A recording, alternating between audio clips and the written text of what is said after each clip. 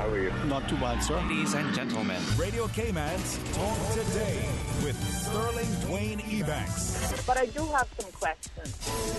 there are more questions than answers. Radio Cayman's Talk Today. If you're ready to talk, we're willing to listen. Well, I really enjoy this program today. Cayman Islands' foremost listeners participation program. May God bless every person.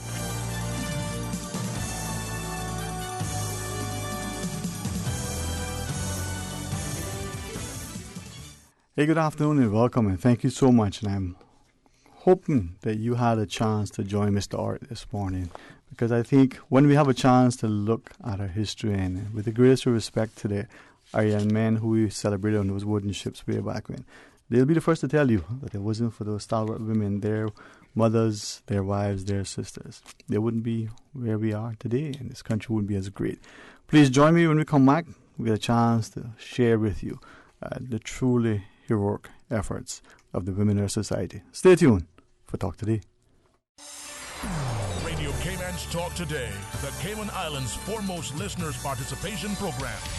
We ask our listeners to avoid statements or comments which are abusive, derogatory, malicious, or defamatory. Do not use any indecent language or make any statement which is false or misleading. Email talktoday@candw.ky or call 1-800-534-8255. Courtesy of Flow. Cayman's #1 network that connects you to your world like never before. Let your voice be heard.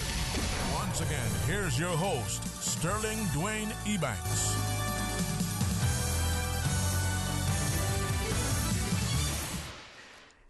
Hey, good afternoon and welcome back, and thank you for joining us. And there are not many times in our society when I believe we get a chance to truly look at our people. And for those of you, I think you'll recognize, or for me specifically, when I see the women in our society, there are many things that we have globally, and there are a few things that we have locally that should imbue a nation, should inspire its people. For me, I say this with some degree of, you'll pick up on it. There's a small statue on the corner of our streets in town that is a semblance of the greatness of our people. But if that statue was 50,000 miles, high and the same wide, it still wouldn't be big enough to capture the enormity, the importance of what our people are, and in particular our women. And as we look around the table today, and to be joined by 4 wonderful, incredible ladies, it's a pleasure. I'll ask them at some point quickly to maybe share, but in the presence of Ms. Francine, Ms. Ivan, and current elected member, Ms. Barbara, and then always educator, former parliamentarian, Ms. Lucille. I think for me especially, as a father, to be able to look at each of you and think, wow, my daughter could be this. My great-great-great-granddaughter could grow and become part of this and celebrate and still look to her legacy. Miss Lucy, I was just asking prior to coming on first, out of deference to protocol and otherwise, to maybe speak to you, because you're a parliamentarian, an educator, an athlete. You're, if I could say, a mother to many of us in so many ways, in a sense, and yet you're a pioneer and still very much actively engaged, even though, as you say, sometimes the mantle, it's time to pass it. Well, thank you very much. I am delighted to be in such esteemed company today. One, we have a brave lady, Miss Francine, who actually ran in the elections in 1959. And then we have Miss Iva, who is one of our signatories, so over 300 plus women. And of course, our latest addition to the 11 women parliamentarians is Miss Barbara. And I'm here really, as they say, to accompany them. But I'd like to say that the honor is mine today to be here to listen and to contribute to such an august moment, and to say to the government, and particular Mr. Alfonso Wright and Ms. Karen, those who are doing such a wonderful job in putting this together. The more that the country can bring the past to life, the better it is for our young people. And of course, I've already brought a couple of motions in the House when I was there about the contributions of women, and I'm happy to be here. Later on, of course, I'll make my contribution, but I wanted to just give kudos to the people around us and to you, sir.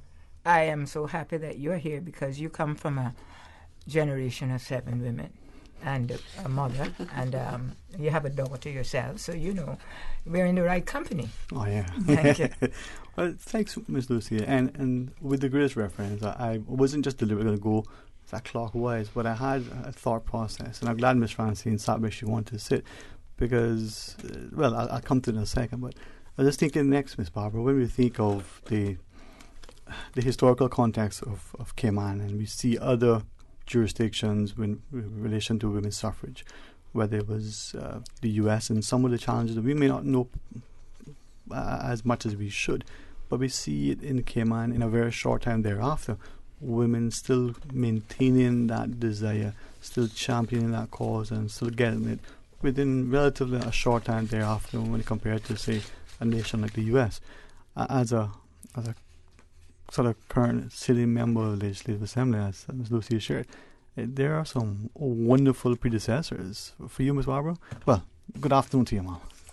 Good afternoon, Dwayne. It's good to be here, and good afternoon to the listening public.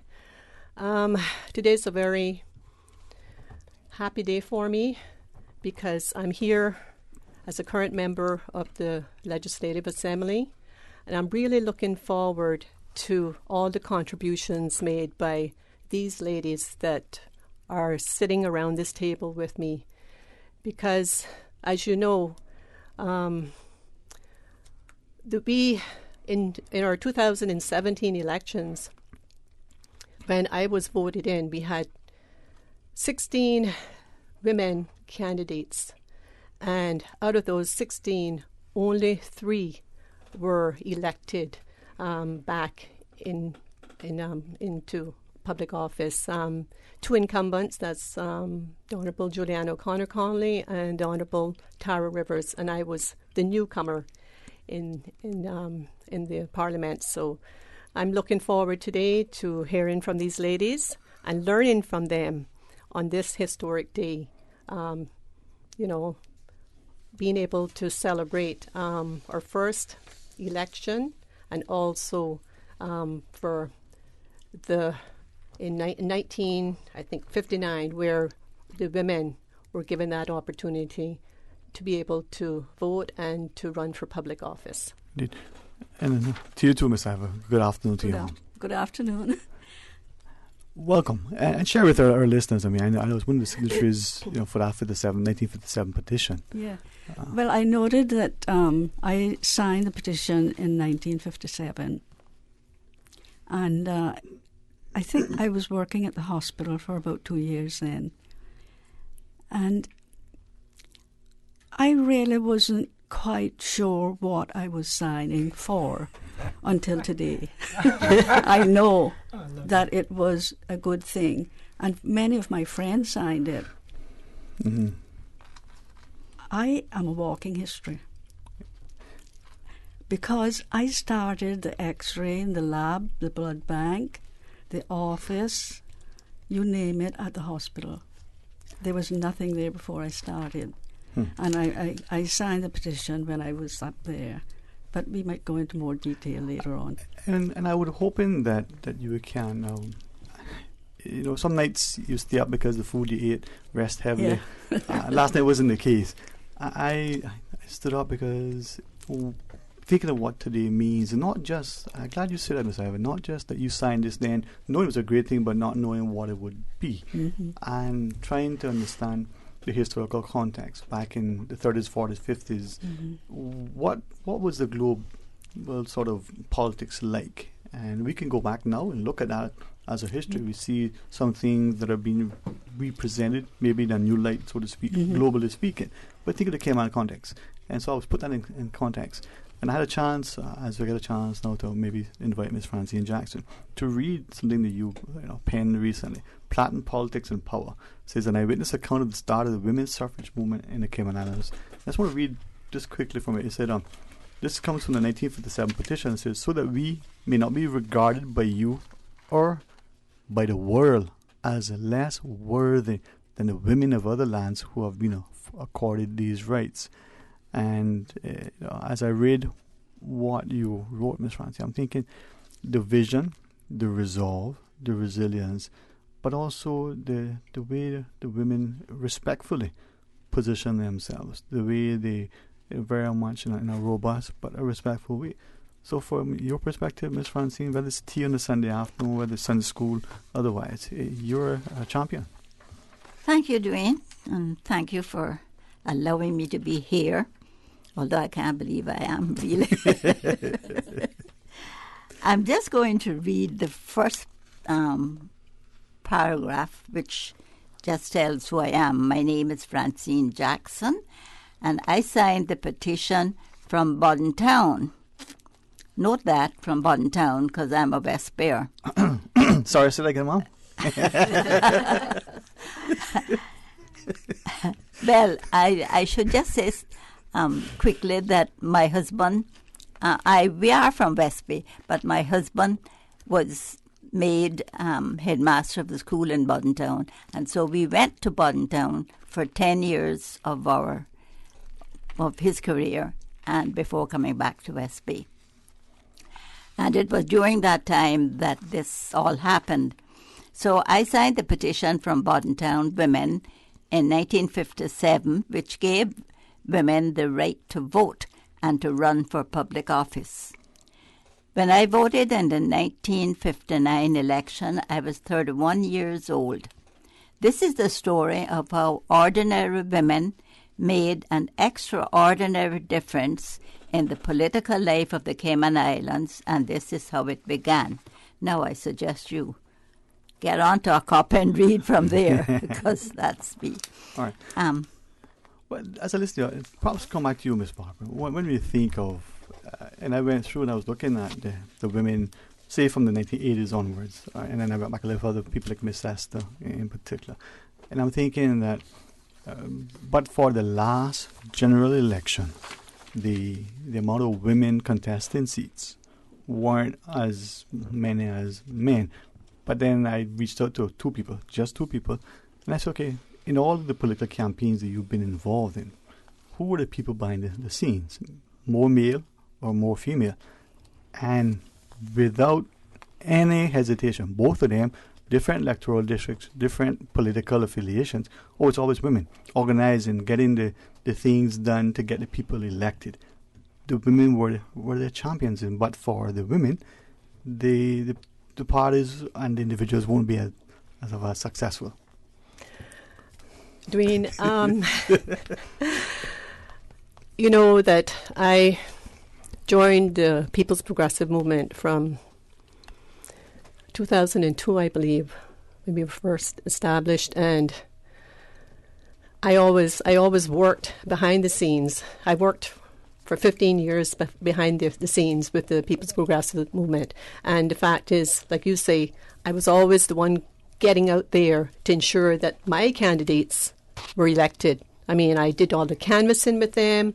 I did all the paperwork. I organized election day, everything. I mean, I had a team with me, but I was the driving force behind that team. And so I'm saying that to say that we women, and we get a lot more, we get things done. I'm not a procrastinator. I've always been one that I get out in the field and I do my work. I go and I visit my constituents. This is something that I've done and I continue to do.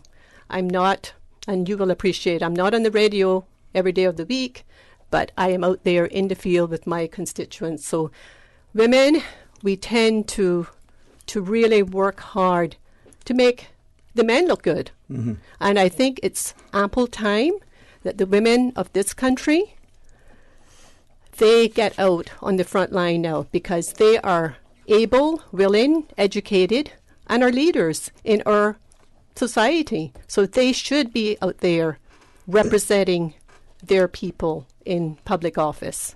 Well, as we come to that, and before I go back to Miss Lucy, Miss Eva, you said something just now that in the hospital, you organize, you set up, you again, it shows a testament. But to that perspective, whether it's in the politics or whether it's in the business. Well, I was always a civil servant. Mm-hmm. And so I was never really involved with politics. Right. Only when Vassal was was running. And that wasn't much, because as a civil servant you were not supposed to be involved in politics. But, you know, in those early days, women led this country because the men were out to sea. Mm-hmm. And it was a woman who did everything at home. Mm-hmm. And when I started at the hospital, the men going to sea got their medicals here, but they couldn't get an x-ray. They had to go to Miami to have an x-ray taken before they were allowed to go on the ship or to be admitted to the U.S. And if your chest wasn't clear, you were sent back home. And so we had an x-ray machine standing there, not being used. It was a machine that the Webster brothers found on a U.S. hospital ship that they bought. And packaged it up, sent to us when we were building that hospital. And so they built a building for it and set it up. And the commissioner called me to his office and he said, I just finished school. We need someone to take the x-rays. And there's an American x-ray technician on the island who's willing to train someone. Would you be willing? And I was not sure what I was going to do after school. And so I said, yes, I'll give it a try. And so this American x-ray technician trained me to use the x-rays. And from there on, our men going to sea didn't have to go to Miami for x-rays. They had it done right here. And that's how the x-ray department started. And certainly And it's a woman. I was always a leader. Mm-hmm. And so women, I know, in all societies and in all stratas of work, have been leaders. Well, that was the next word I was going to use, that women, thank you, if I had a script and gave it to you, you couldn't read it. Our women are leaders, and I was going to just, if Ms. Lucy doesn't mind, I'll say to her, I've seen her as a leader, and not just in education, not just in politics, and if it's okay, in the presence of all who listen, especially the civil servants at the top, we could talk politics today. I want our people to speak of politics, but Ms. Lucy, as a leader, first in education, we see you in the political arena, but in sports, in education, leading, not just championing, but also maybe something challenging the status quo, but equally asking, can we not do this or do this better when we represent our people in netball, for instance, or in the sport, or otherwise, the leadership? Well, of course, being a politician, it means that you have to help the people from the cradle to the grave, so to speak. But it also means that you have to be a good leader, not only a good leader, but someone who can go and ascertain exactly what your people want. But I want to go back to the days when I grew up, which was circa around when Miss Ivy was at the hospital, the role that women played in the country. And I think history has dampened it in a way that we tend not to highlight a lot of things that women have done. I was in the church, I was in the community, I was in Gildra, I was in everything. But everywhere we went, it was almost a woman leading the front and helping you out. And I can say that I grew up in a very matriarchal society. That and I think we have lost that. I would speak to the historians to tell them that they need to write more about what women did. Miss Susan, do we need to take that break? Okay. I'm glad that she's just so amenable. When we come back, I'm going to ask now, and then you guys, respectfully, you ladies, sort of guide me. I asked that same question, Ms. Lucille, to someone about the societies I think we have in terms of women leading, women championing, women controlling, directing, all the things they talk about in business nowadays, this thing language. Women did that. But for some reason, at some point, when it comes to politics specifically, it's the men. When the men were at sea, and I heard this 5 times this morning, just random calls to people, I need a little help here because I need more information. Everybody say, oh, but my mom would say, you wait till your dad to get back. Now, he might be back until 18 months. But she waited until that threat, so to speak, of a sanction when your dad get back. But the mom did everything. So somehow can we put that into context and see how we can pick up Miss Barbara's challenge to the ladies out there? Hey, listen, there's an election coming up next year. We're going to have 19 women who are going to contest in all 19 seats or thereabouts. I don't know. All right, stay tuned for Talk Today. Cayman's tourism market is thriving, and the fastest growing segment is vacation home rentals. As a vacation homeowner, Beach Living can help you maximize your share. Beach Living provides a range of management services, multi-channel marketing, guest liaison, check-in, check-out, staging and photography, professional cleaning and maintenance, accounting and tax submissions. Save time and maximize your vacation rental revenue. Call Beach Living on 623-0059 or visit beachlivingci.com.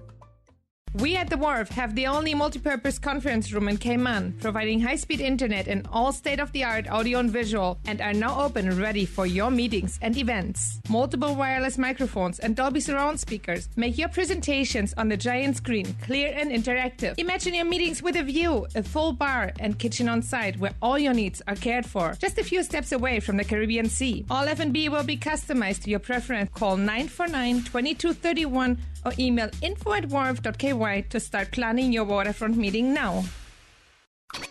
Looking for a new car? We can give you a zillion reasons to switch to electric. They cost you less to run. They helps to save the planet. They are free charging stations all across Grand Cayman. Low maintenance needs. They're quiet both inside and out. And they're the future. But most of all, the government has reduced custom duties on electric cars. For cars valued below $30,000, you now don't have to pay anything. Visit the Ministry of Commerce, Planning and Infrastructure Facebook page for more information on electric cars. Think about something that makes you happy. Did it make you smile? We know it did, because that's what we do at Sagicor. Put smiles on our clients' faces every day. With a large range of products to cover your family, it's no wonder most locals choose Sagicor for their life insurance needs. Serving the community for over 25 years. Let us put a smile on your face. Call your Sagicor advisor today. The Business Buzz with Sabrina Turner. Each and every Tuesday and Thursday morning at 7:30 a.m. Brought to you by FSH Design. Let your imagination grow with FSH Design Limited. Visit fshdesign.com today. Talk today. But I do have some questions. Talk today. Cayman Islands' foremost listeners participation program. Talk today. Because there are more questions than answers. What the public is saying. Waiting to take your calls right now. Sterling Dwayne Ebanks.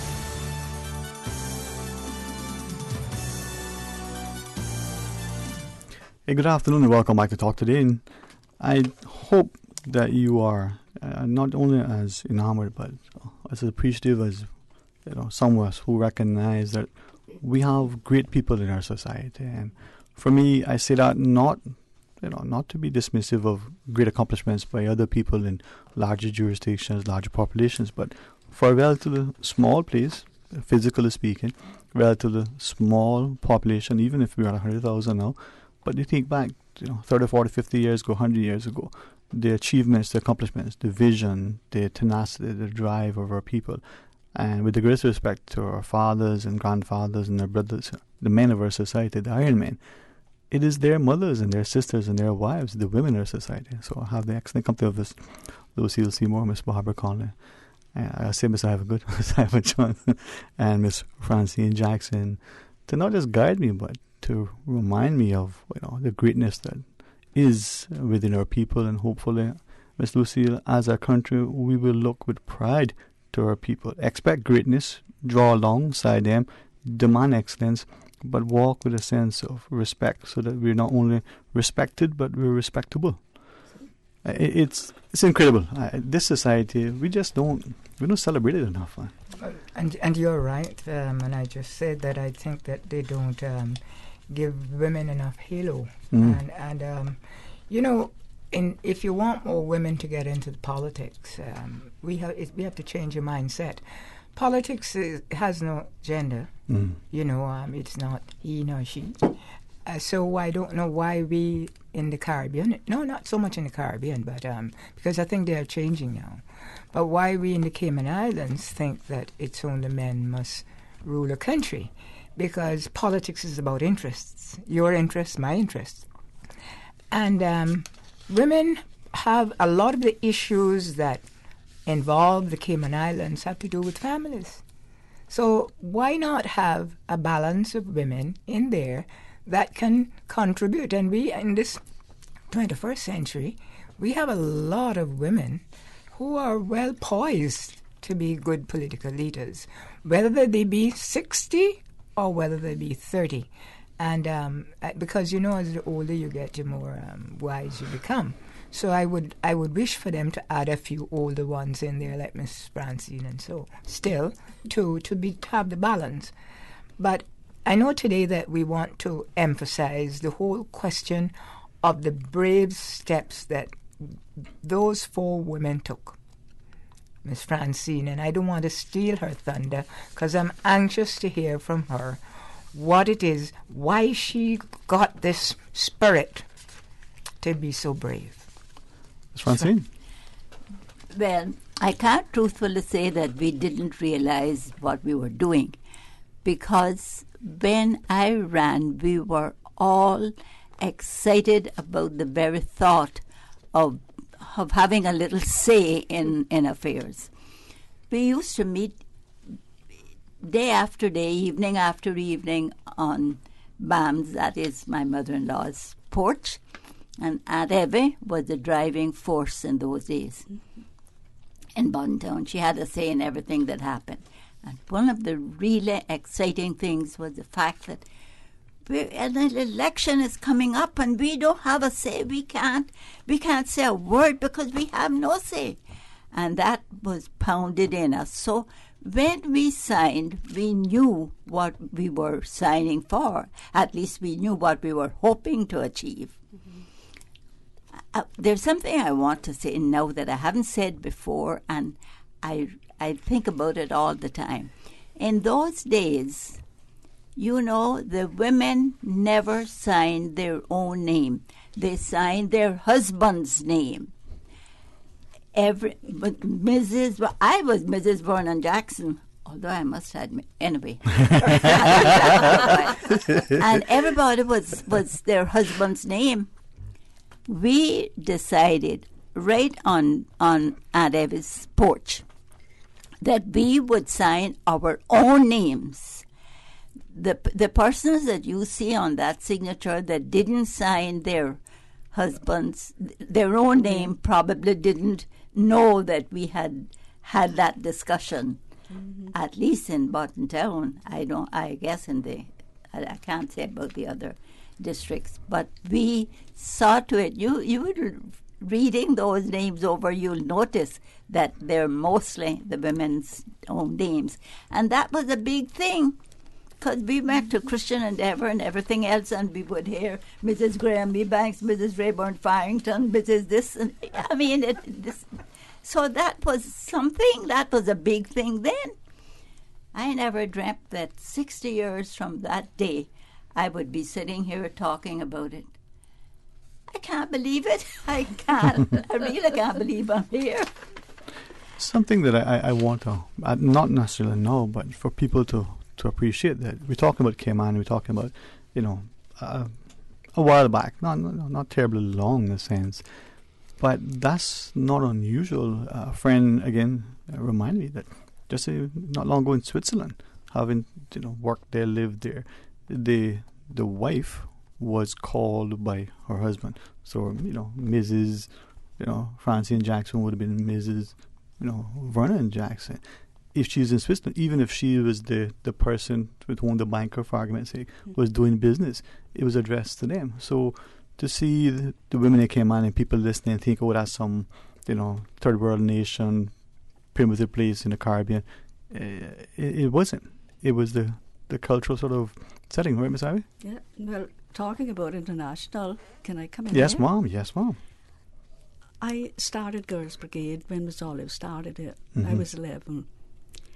And I worked right up through all the different offices. we were Gildry.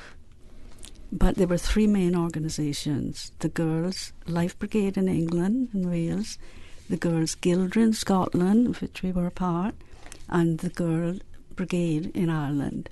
And in 1968 we amalgamated. And we had conferences every 5 years in different parts of the world. And Cayman delegation was there at every one of them. And we trained our girls to be international. In Singapore, in 1983, I was elected an international vice president. In the Cook Islands, 5 years later, I was elected senior international vice president. In Ireland, 5 years later, I was elected international president. And my mandate there was to restructure the international organization. And that was a job, because at the time it was a one-committee meeting in England. And brigade from different parts of the world couldn't get to those meetings. And they were disappointed that they didn't have a say. And so they wanted to have their own administration. And I had to get input from all over the world to get this done, but I had a good committee. And in the end, we had 5 committees around the world, one in the Pacific, one in Asia, one in Africa, one in Europe, and one in Caribbean Americas. And that's one little girl from Cayman did that. Thank you for sharing that. Because What is interesting about what Nsaiba is saying, that leadership doesn't have to really be political, Yes. and it's interesting because I understand her leadership, and that's great. I mean, to know where we are, but all those things should be written down and emphasized, and people or young people should know Definitely all about this. But I just wanted to make a little caveat about what you said about calling yourself Mrs., because I understand from my mother and from other people who hadn't the opportunity to sign that thing. That is, when they asked you to be Mrs. So-and-so, you weren't Mrs. So you could, and I know a famous politician whose mother didn't get to sign it either, because you're not Mrs. You weren't Mrs. So-and-so. You were cohabited, you know. You had a paramour, you had a boyfriend or your thing. But you weren't Mrs., so you weren't able to sign the documentation. So we would have had, if it weren't for that, we would have had many, many more women signing if we didn't use the word Mrs. Oh, well. And I didn't realize that. You're glad for you that but you they took that stand. They are in Miss. Bontown. Yeah, they're Miss there too. I mean, I was Miss Johnson. But this is what has been given to me from people in Georgetown and people in West Bay that are connected to me, family to me. Yeah, you know. So I just wanted to make that point, because we might have said, well, we should have had more women, but there were more women that were willing to sign it. I see. Well, I think this is where, as we start to celebrate our history, we recognize where we've come, but how much further we could go. And as we encourage our women, we recognize in their own right, they are incredible. Let's quickly pause and take a short break again. When we come back, continue the discussion. Those listening, we invite you to be a part of it. Stay tuned for Talk Today. A caring and community spirit, cherished family and cultural values. These are some of the things that still embodies the Caymanian way of life in the Eastern Districts today. Savannah Pharmacy, your neighborhood pharmacy, located in Countryside Shopping Village, is delighted to offer products and services of real value. Whether it's catering to your family's medical needs or carrying apparel, gifts, and beauty products, Savannah Pharmacy provides you with more than just prescriptions. Remember, they're always just around the corner with everything your family needs and convenient opening hours, including Sundays and holidays. Savannah Pharmacy. For more information, call 946-3336.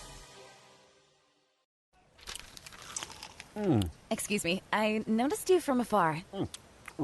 Me? Well, not you. The KFC sandwich you're eating? Oh, Zinger. Sorry, I'm not trying to be funny. No, it's called the Zinger Sandwich. Crunchy, juicy, 100% chicken breast, crisp lettuce, sweet mayo on a seeded bun with a little zing. KFC's chicken is not factory-breaded, frozen and refried like the Burger Boys. Customize your KFC Zinger and dip it in barbecue sauce. Wow, now I'm starting to notice you too. KFC, it's finger-licking good. RC Fusion featuring Billboard pop hit songs more from the 70s to the 90s. RC Fusion. Weekdays from 10 a.m. till 12. RC Fusion. Brought to you by Tasty Patties. Baked fresh every 30 minutes. Available at Tortuga locations, the Patty Express Industrial Park, and Bake It and Take It on Eastern Avenue. Get tasty now.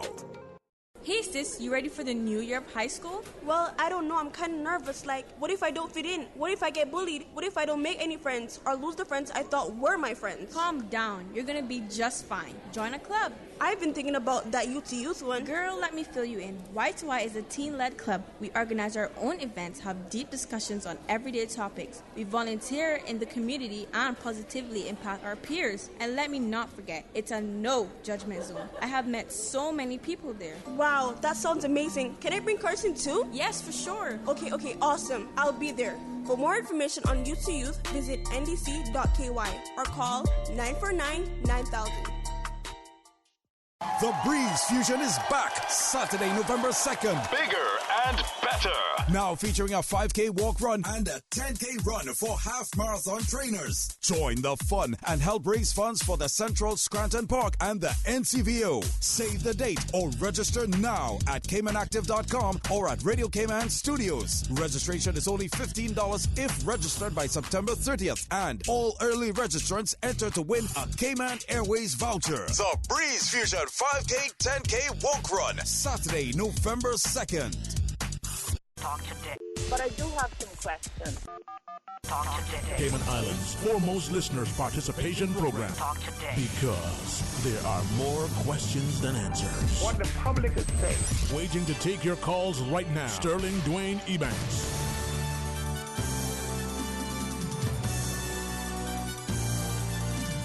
Hey, good afternoon and welcome back to Talk Today. And thanks for joining us. And as we continue celebrating our people, in particular our women, honored to have Miss Lucille Seymour, Miss Barbara Conley, Miss Eva Johnson, and Miss Francine Jackson as our guests. And I'm hopeful, again, I'll ask our wonderful, wonderful guests to guide me so I don't get too excited. But I'm hopeful that women in particular, and our young people specifically, but our women in particular, come the next election, whether it's political election, whether it's in the PTA, whether it's in the church, whether it's that position at the office, whether they can start a business, whether it's whatever, that in sports or otherwise, they'll take a page from your books, be inspired, and go for it. And don't let anyone say to them, well, you can't because they have an example.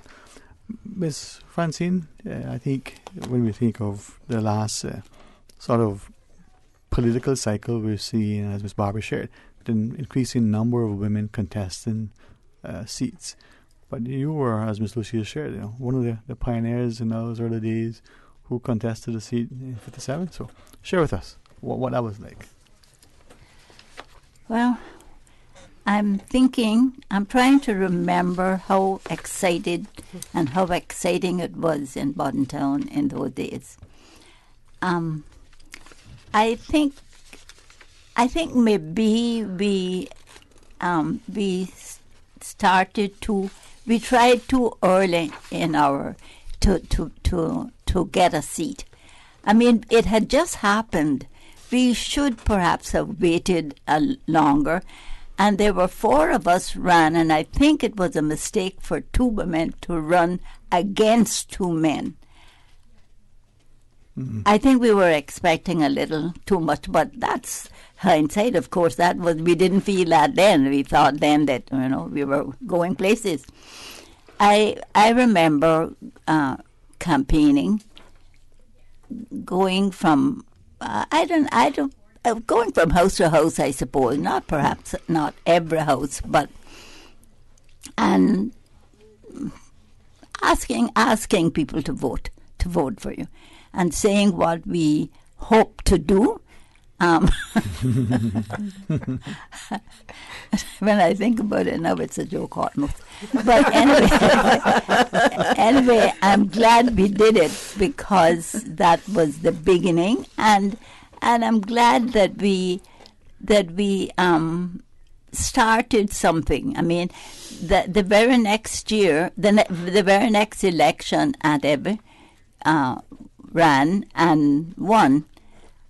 she, of course, being the first woman that to get a seat, and that was exciting. That was exciting. I remember it. I remember it clearly when she. I don't remember much about my running, but I remember a lot about her running and winning. It was really a big thing in the island. It was, yeah. I remember it. Yeah, I remember it, Francine, and it was great because we knew Miss Evie well. She worked at a hospital. Yeah, you remember she was a nurse. Yes, she was, and she. Yeah, my. Take it off, Ms. Barbara. My question, Miss Francine, is at our first general election, and 4 women ran. None of them were elected. 2017, 16 women ran. 3 were elected. Why is that? Why is it that we're not, the country, the electorate, are not voting for us women? That is something that is just really amazes me. I mean, I'm just like perplexed at why we're not being voted in. Whereas you have 16 men were voted in and 3 women. Mm-hmm. Can you answer that for me? I have no idea. No, I can't. I can't. I like her smile. I like it with the smile Miss Francine is giving us. I'm sure she has an answer, but she doesn't want to say it over the phone. But that's okay. We'll hear it eventually.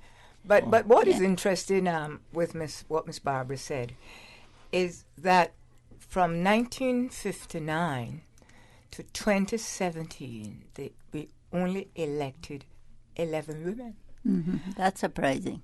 And when you think of we it. only elected 11 women. And of those 11, only 3, I think, 3 of them might have served 2 terms.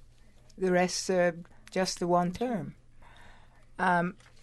Perhaps if I could say to Miss Francine is that perhaps asking her if when she was growing up and when she ran, if she heard any rumblings like, well, she's a woman, or if you heard that kind of rumbling, or you should go and teach Sunday school. This is what happened to me.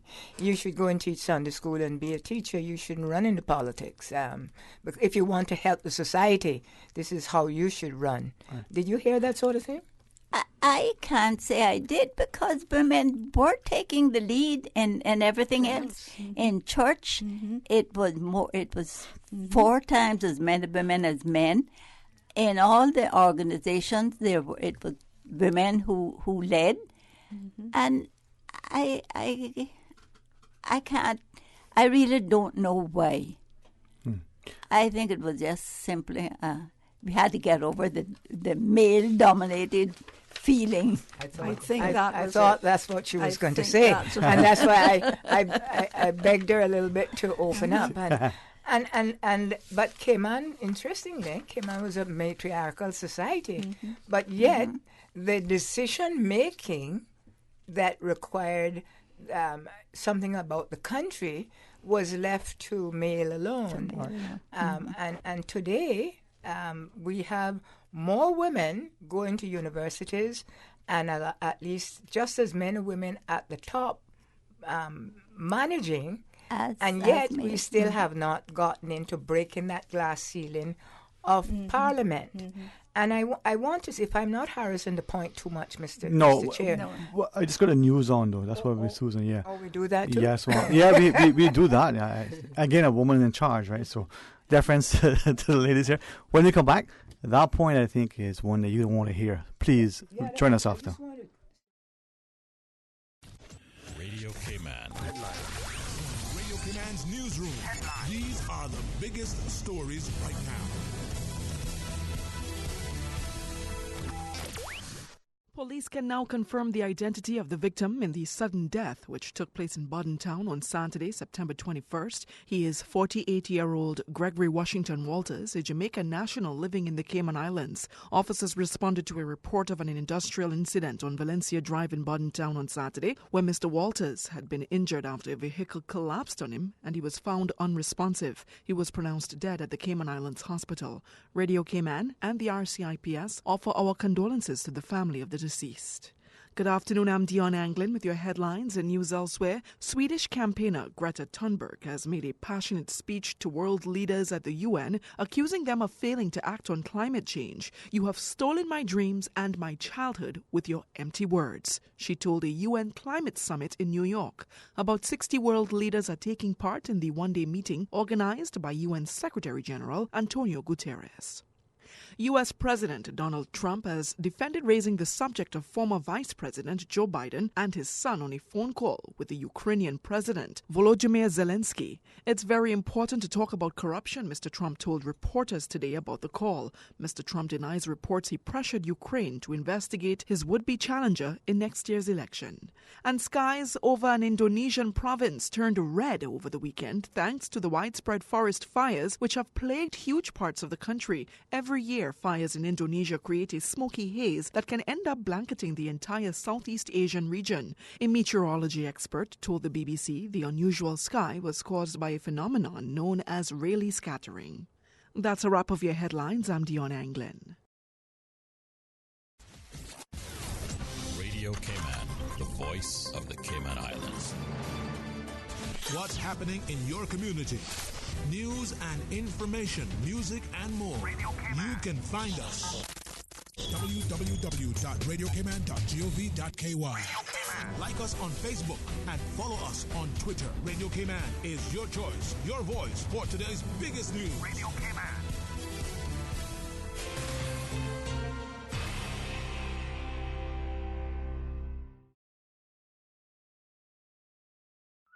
There are plenty of reasons to be a Logic customer.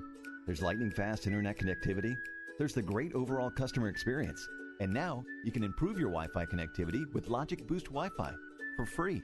With Boost, you can extend your freedom to stream, game, and download seamlessly anywhere in your home, like your patio or your underground lair if you have one. Sign up now for any Logic Bundle package and get free Boost Wi-Fi for a limited time. Visit logic.ky for details. King Sports Center takes pride in being more than just an ordinary gymnasium. For 14 years, their multi-purpose facility has been providing the community with a variety of sporting, recreational, and relaxation activities. King Sports Center has a bowling alley, lounge bar, multi-purpose rooms, powerhouse gym, rock climbing wall, bungee jumping, a 10,000 square foot rink, and so much more. For more information on the variety of services, call their friendly staff today at 946-5464 or email kings@candw.ky or visit www.kingsportscenter.com. King Sports Center, your one-stop shop for fitness, recreation, and relaxation. Work will soon launch Jobs Cayman, an online system that allows registered users to access job postings created by registered employers. This system offers a better approach to facilitate Caymanians in finding employment and allows employers to search for qualified and skilled Caymanians who are seeking employment. For more information on the registration process and what you need to register, visit www.worc.ky. Work, leading the pursuit of full Caymanian employment and economic prosperity for all through service excellence. RC Fusion featuring Billboard pop hit songs and more from the 70s to the 90s. RC Fusion. Weekdays from 10 a.m. till 12. RC Fusion. Brought to you by Nathan General Maintenance and Construction. You break it, they fix it. Call the General for a free quote. 917-7586. RC Fusion. The Breeze Fusion is back Saturday, November 2nd. Bigger and better. Now featuring a 5K walk run and a 10K run for half marathon trainers. Join the fun and help raise funds for the Central Scranton Park and the NCVO. Save the date or register now at CaymanActive.com or at Radio Cayman Studios. Registration is only $15 if registered by September 30th, and all early registrants enter to win a Cayman Airways voucher. The Breeze Fusion 5K 10K walk run, Saturday, November 2nd. Talk today. But I do have some questions. Talk today. Cayman Islands' foremost listeners participation program. Talk today. Because there are more questions than answers. What the public is saying. Waiting to take your calls right now. Sterling Dwayne Ebanks.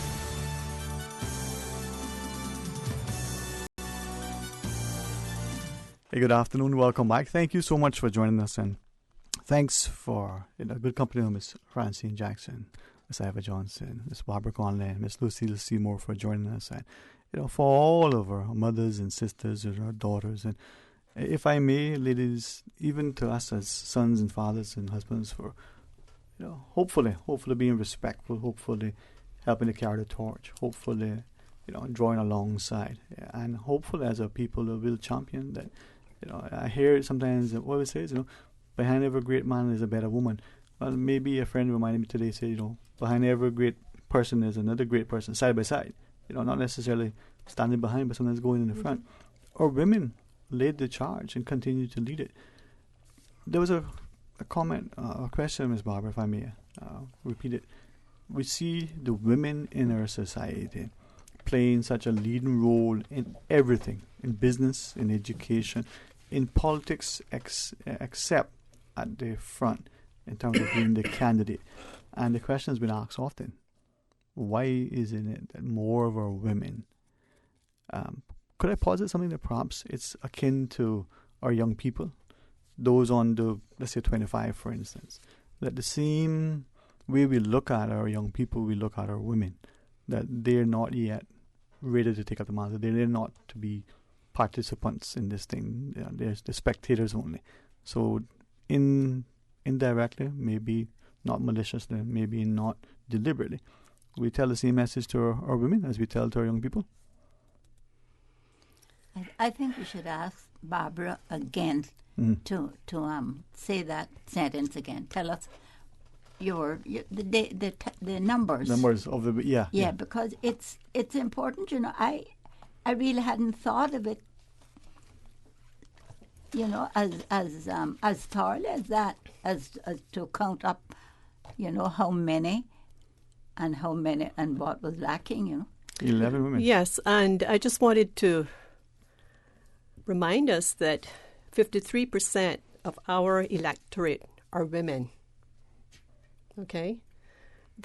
So it's more women voting than men. And my question again is, why aren't more women being voted into Parliament? Now, like Ms. Lucille said, from 1962 until 2017, we've had 11 women that were successful in public office. That's not enough. I mean, there is just no gender equality there in our House of Parliament. When we have, I think in 2017, I think it was two. It was Miss Juliana and Miss Tara. And then in 2017, it was the three of us. And I don't know in terms of the breakdown over the years, but, we had, of course, Miss Evelyn Wood and Miss Daphne Oriot, Honourable Edna Moyle. We had Honourable Juliana O'Connor Conley, who's still in there. Mrs. Esther Ebanks. We have Miss Berna Thompson Cummins, Miss Heather Bodden, Miss Lucille Seymour, who's with us today, Miss Anna Holder Bodden, Honourable Tara Rivers, and myself. But that's not enough. We need to have a balanced Parliament. We need that. We need the women to be able to go out there and represent their interest, their family interest, and their constituencies. I just think we really need more women in our House of Parliament. From the perspective of a pioneer, has been one of the four candidates back in the first election after the new constitution, to now I think Ms. Barbara, last election, I'm just trying to quickly cast back, you were the newer entrant, one of the three. Prior to that, Ms. Tara was probably the first new woman, and I'm trying to go back. Prior to that, Ms. Lucy. So it's not been that many women. Each election who's elected is a new one. Exactly. Yeah. And if we're looking at statistically, 53 versus 47%. If we look at the women who run things on the political cycle, what is it that is happening in our society? Why? The question's been asked repeatedly and a number of times today. Why one? Okay, 16 of was 100 candidates last time, right? So 16 of the candidates were women, but only two incumbents and one new one elected. So why is it that not more women contesting the seats, 50-50, or even 6-40, even closer to the numbers? Ms. Lucy, what do you think? Well, I have various views. Some I don't feel that I should say over the phone, over the radio, but a couple of them, I believe I can only give advice from my own experience. Yes, ma'am. Okay? But I remember the way I was brought up. My mother was always interested in politics. And she would take us. I remember Mr. Dukan. I remember all those persons and going there. But also I know of the kind of person I am. I don't have too many talents creatively, but I like to talk. I can talk. I'm gifted at that. And I believe because I was strong on that, and that made me more confident that I could explain myself and be assured of myself and not make anybody throw me down. When I went into politics, so I had just had cancer in 1999, and I was I was in insurance then, and I said to a friend of mine, I'm going to enter politics, and they laughed at me. Just like my mother, I told her when I was 10 years old, I'm going to be a politician, and she laughed at me too. And I must say to you that it wasn't as welcoming to the fold that I thought it would. But I was determined that I'm going to do this. I want to represent my people. The first time I lost, the second time I won. And I lost again, and I lost again. But I'll tell you something that Hillary Clinton said, and I had the opportunity to listen to her speech in Beijing in 1995, the Platform for Women, and she said, when women vote for women, women win. And that's a fact. And what we have to do is for our women to understand that politics has no gender, that politics is for all of us. What is politics? It's the aggregation of interests. And women must have interests. What we have to do as people of this country is to support them, because in politics you need a little money to help, But the other thing that I learned is that whether you were born with 10 fingers or 12 toes, someone is going to remember that if you were born with 12 toes. And when you run, they're going to tell someone. So someone's going to say, well, she was born with 12 toes. Now, what I meant to say is that whatever people think they know about you, the political time is when they are going to espouse it. Now, what I say to women is that don't care. They will call you Her Majesty, or they will call you Jezebel. It really doesn't matter. It is what you want to do for your country that is important. And once we can do that, and I know because I went through it, I've had a guy tell me one day very blatantly that you should go and teach Sunday school. You shouldn't bother with no politics, or go back and be a teacher. And I said, well, why should it be you to be a politician? What is so sexist about being a politician that a woman can't be? And we have had some good politicians, and we have one here by us today, Miss Barbara. But what we have to do, as Miss Barbara said, and I believe you said, Mr. Chair, we have to support them. We have to say that this is equality. We are in a country, our Constitution talk about equality, and we must balance it. I will finish by saying that Tony Blair, who was then the leader of the Labour Party, realized that there was an issue too in England, and he kind of manipulated it so that women could get in the soft seats he would give to women. You know what I mean by soft seats? They're bound to win them as the Labour Party. So he put women in there, and today they have a lot of women. The political directorate and the country must say to itself, we want a balance of like minds. And balance not just meaning we want young people. You have to have a representation of the country that you have. If you have old people, they must be represented. If you have young people, they must be represented. If you have male and female, they must be represented. And that's what my take.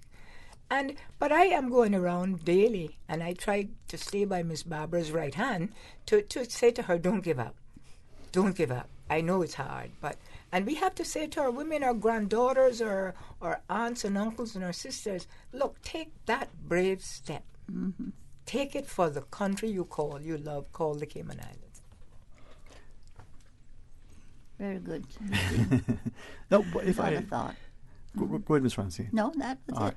Mm-hmm. Then if I may ask then, because I look at our women and I look at our society, and I'm going to ask you to guide me, because I think this is just my perspective, that when we look at our people, we always expect the very best from them. We should always demand the best. So to your point, Ms. Lucy, when we talk about that balance, are we looking for the very best by the male and female, or do we be like the U.S. with their was it affirmative action, just because you're in this category, therefore you get this? See, I think the women are by far better position, but for some reason, maybe it is the they mindset. must have the interest and the heart. Right. The rest will follow. Yeah.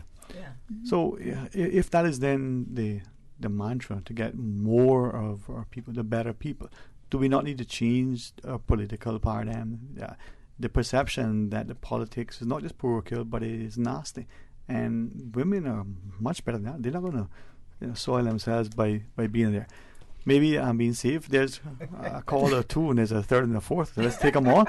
Put on our headsets, but we'll come back to that, Miss Lucy. Yeah, but let's take our calls, right, Miss Francie? We need to get more women. Yeah. Running, more women interested too. True. Because the more we have, the more we. The better we are. The better we selection, yeah. Yes, mm-hmm. Indeed. Hey, good afternoon. Thank you for sharing. Welcome to Talk Today. Good afternoon, Dwayne. Hey, my friend. How are you today? Good afternoon. Okay, and good afternoon to the women there. Good afternoon, sir. Afternoon. Yes, the Chinese made a study on men's brains and women's brains. And they found out that most of the time women use both sides of their brains. And most of the time men only use one side of their brains. And to me, I think, to me that shows me that I believe that women are stronger mentally than men are. And I think also when women go into labor, it's not because of their physical strength, but I think it's more because of their mental strength.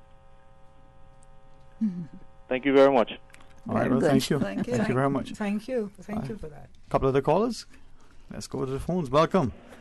Good afternoon, everybody. This is Dolan Hunter of Brack. Afternoon, Good sir. afternoon, How are you? Mr. Hunter. Good afternoon. Oh, I'm listening to you. Good afternoon, sir. And to all the ladies there, special good evening. Good afternoon, Good sir. afternoon. Yeah, I ain't giving that to Dwayne, because he don't deserve that. Boy. That's a politician when you hear him. Boy. Yeah. Well, thanks for the endorsement, sir. Yeah. Ladies, I My opinion is this. When it comes to the heavy duty jobs, ministers in the House of Assembly have to do and take care of. Go away, go here, go there, this, this, about that. I say it is better for the men to be there to tend to that sort of thing. Why? Why? Mm-hmm. Because in the first place, when all of you get too tired, you say, look, that's wrecking my brain. I ladies? Thank you very much, Mr. Dolan. I certainly disagree with you, but no, I know you know who I am. I grew up with a mother who never had a tired brain and who worked hard. She was not as educated as I am, but I have been taught by many, many women who are smart, very clever, but that's why I think I'm smart. Cayman has, to me, I've traveled the world 3 times, and Cayman has, to me, some of the smartest women I've ever seen. They need the opportunity to make decisions for their country. There's politics is not a sexual word.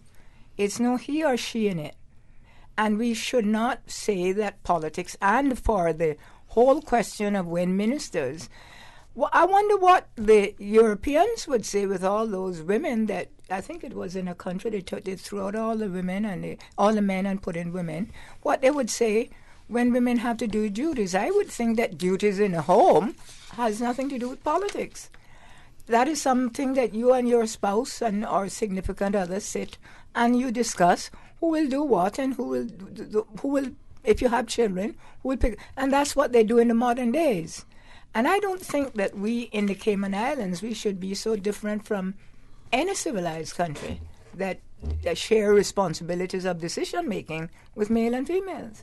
So I respect that he called in to say, and he gave us certain acclamations, but right. I disagree with his forethought. Fair enough. Thanks again for that call, and let's take the others. Good afternoon. You're on Talk Today. Hi. Welcome. Hi, good afternoon, Dwayne. This is Teresa Pitcairn. Hey, Miss Teresa, how are you? Yeah, actually, I'm going. Hi, Miss Teresa.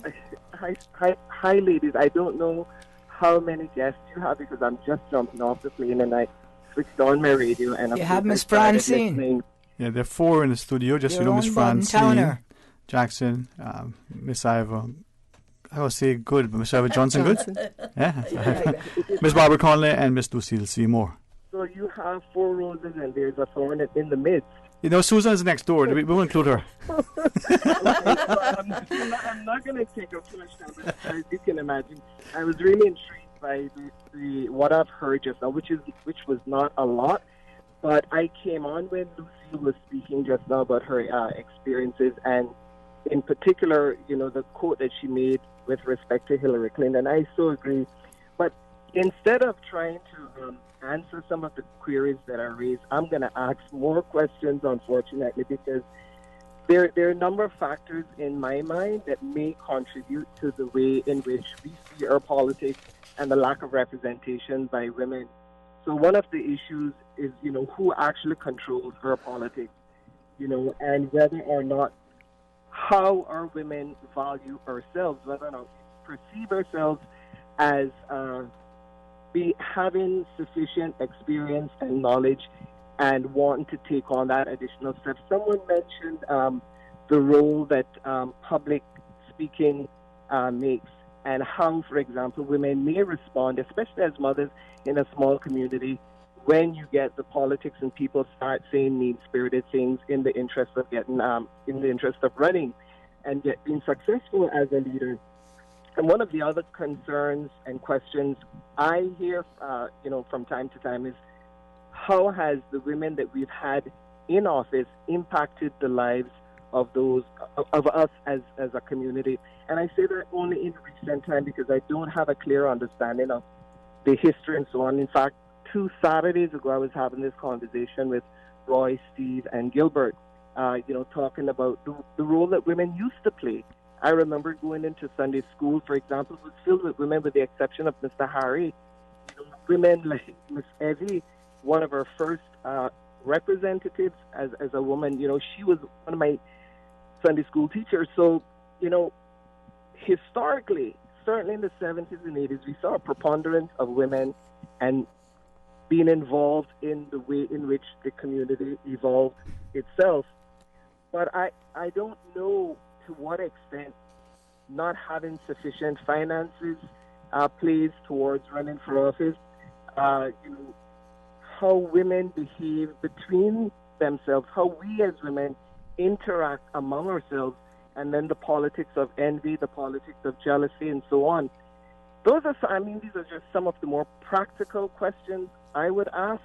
And like you, Lucille, I have my own views about why you don't see too many women want to get in the political fray. But this is a first step. And I don't think I have heard this conversation before. About 6 weeks ago, I spoke to someone about doing a series of conversations about women that actually built our community, especially when you look at finance in our corporate world today, who actually built the community that we enjoy today, our economics that we enjoy today. But like I said, these are some of the questions that I'm asking as I was running off the plane now, so I'm a little excited, but really, really, really happy that you guys have taken this opportunity to start this conversation because it's so important. Women multitask. We are the type of people who are actually solution-oriented. We don't get involved in the crazy conversations that tend to be egocentric. Women are solution-oriented. And this is something perhaps we could actually encourage when we have this kind of conversation about encouraging more and more of us to participate. And thanks for the opportunity to speak this afternoon. And thank you, too, for sharing. And perhaps you just take the other caller. Good afternoon. Welcome. You want to talk today? Good afternoon, everyone. Good afternoon. How are you? Good afternoon. Hi, this is Alice May, and it's so great to have this show on today. The only thing bad about it, I'm not able to listen to every single word. There's always something distracting me or I have to attend to. Ladies, we're proud of you. We're always proud of you.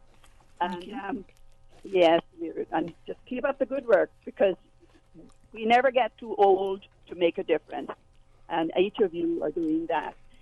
As you know, you may recall, I ran for election twice in Westby. In 1992, when we were debating and talking about the new Constitution, of course, the general public didn't want that Constitution. I was for it, and we ended up with the Constitution very close to it. So I didn't get in then. That was my first try. I tried again in 2000 and did not get in. And it was interesting, the comment I got from the other side, the other group. I had a gentleman come to me and say, that I should have gotten in. So I said, "Oh, did you vote for me?" They said, "No, Miss Alice May, you were with the wrong group." I said, "But that's ridiculous. I am an individual, and you can pick and choose as you wish." And it was a little back and forth for a while. And then he said, "The problem is you did not get in because you are too honest." And I said, "Thank you very much. If it's my honesty that has kept me out of the House, I am pleased to hear that's the reason why you didn't vote for me. I was too honest." But saying all that, I remember my dear mother, Burdell Jackson, who was one of the signatories to that petition and who ran in 1959, unsuccessfully, but she ran. And from her, I got that love and feeling for the Cayman Islands and the people and what's right and wrong. None of us are perfect, but you will have noticed that she respected her husband, but she was an independent individual who signed her name, Lily B. Jackson.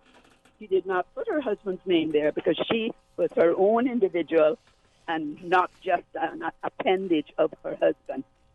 She believed husbands are to be respected, and we believe that they are the head of the household if they are God-fearing people, God-fearing men who leave their homes, role models for their children, protect and provide, and all of the other responsibilities are God-given by man, by God.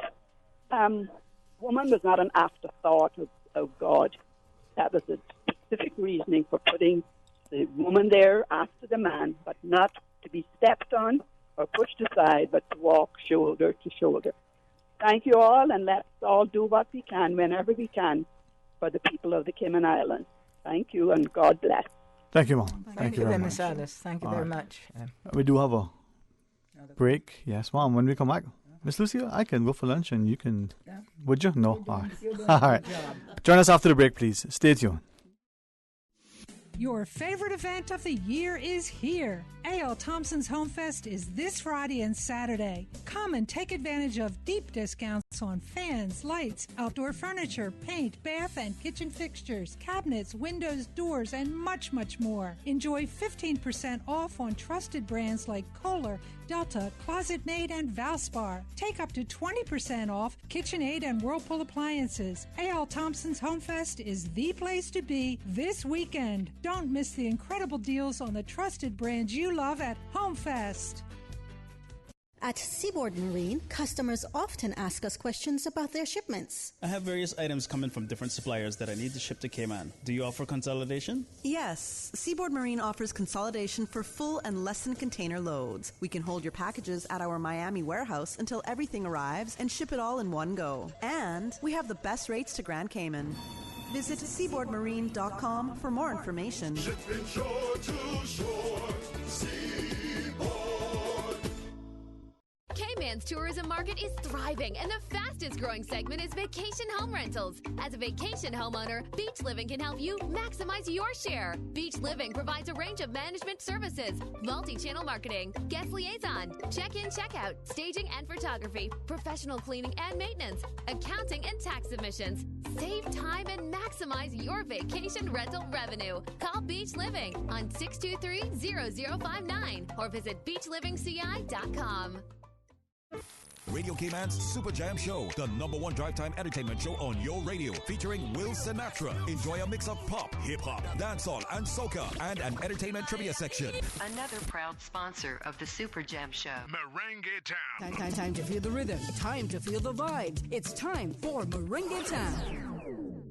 Did you know that once properly sanitized, some tinned food items may still be safe for consumption after coming in contact with floodwater? In order to properly sanitize these tins, always remove labels, and then wash tins in a strong detergent solution using a brush to get rid of excess impurities.